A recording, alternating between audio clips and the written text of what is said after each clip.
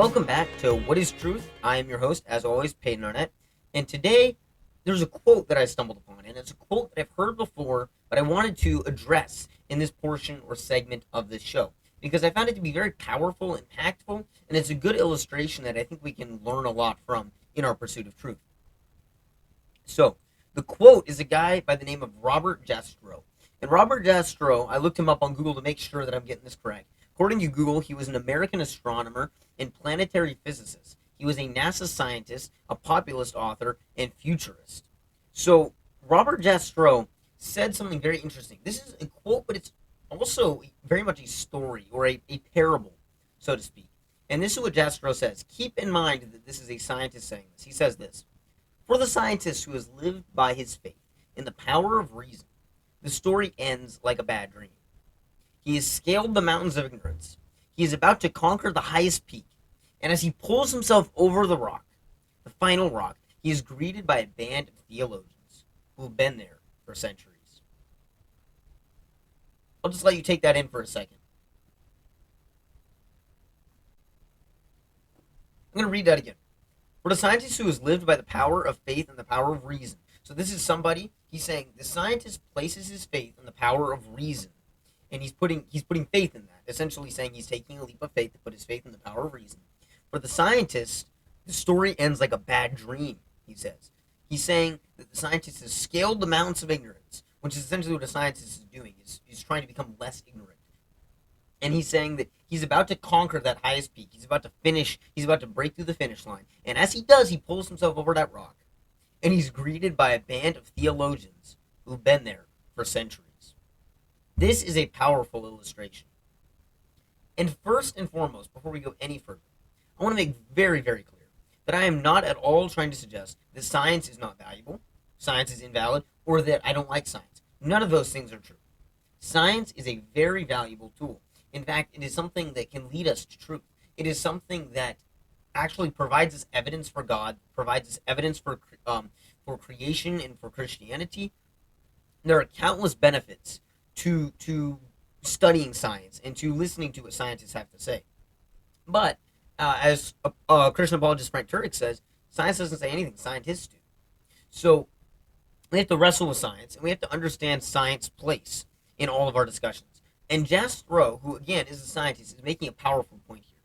He's saying that yes, this scientist can study his whole life. He can take in all the things about science. He can study the natural world his entire life. And by the end, he will only get there after an entire lifetime to a place where the philosophers and theologians have been for ages. Essentially, the idea is that science is the long route, and that philosophy and theology can get you there quicker. I believe that is, in essence, what he is saying. So we're not saying that science is bad. We're not saying science is incorrect or that it's not valuable. We are simply saying that science is a piece of the puzzle. That's what I'm claiming today, and that's what I wanted to bring to the table today. Philosophy and theology have their place as well, and that is really important to understand. When we talk about science, we are talking about the study of something that is an effect. When we talk about philosophy or theology, we are talking about the study of something that is a cause, right? Maybe you could even put philosophy somewhere in the middle, right? Theology is the study of God. It comes from theos, the Greek word for God. And philosophy is kind of it's hard to describe philosophy. It's almost like the study of the world around us and the life. And it's the correct view of the world, essentially. It's pursuing a correct worldview. And science is studying the physical, the literal, the tangible things, our senses. That's what science studies.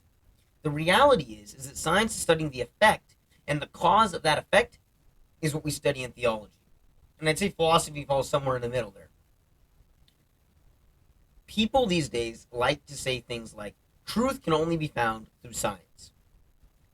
I think this is very inaccurate for a number of reasons. I mean, let's go back to that quote again and think about this. If truth can only be found through science, then obviously those philosophers and theologians wouldn't be at the top of that mountain. But they are there. And I think this is an accurate depiction. I think we're going along the lines of the fact that this story is accurate. So what do we take away from this? What can we gain from this? Well, I think the simple answer is, let's take a weed, for example. if you are taking out weeds, right? You're trying to kill weeds. If you just rip the top off, you are temporarily fixing the problem, or you're doing a small portion of your end goal. But if you take out the roots, you have fixed the problem because that weed will not come back unless more seeds are planted. It's similar with theology and science. We can study science. We ought to study science, but I think science also ought to be studied through the lens of creation. Yes, we have the theory of evolution, but science can also lead us back to the cause. When we study science, we ought to understand that it either leads us towards a creator or it leads us towards no creator. And science today, and I'm saying this, hyperbolically because quite obviously science doesn't say anything like we said before, but science is going in a direction suggesting that the universe had a beginning.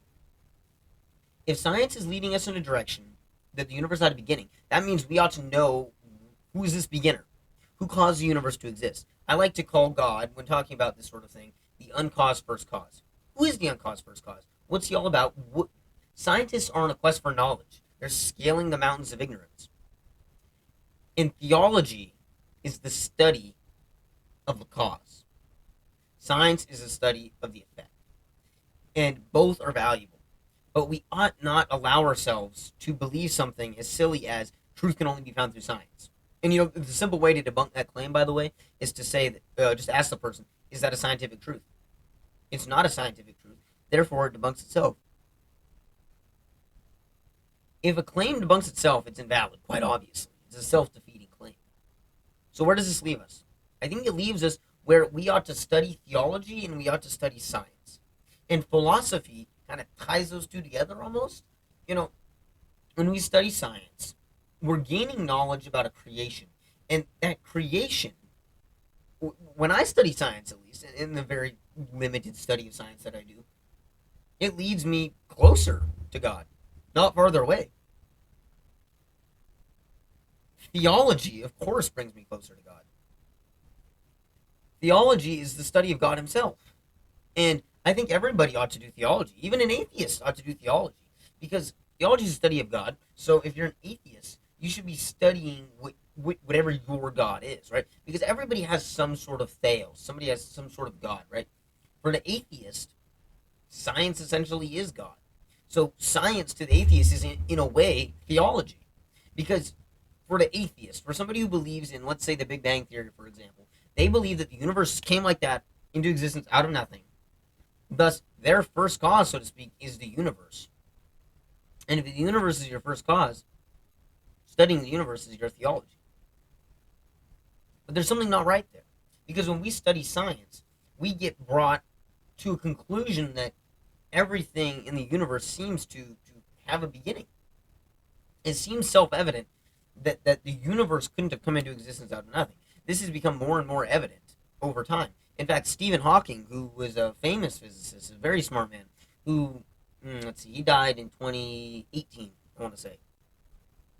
Hawking said that almost everyone now believes that the universe and time itself had a beginning at the Big Bang.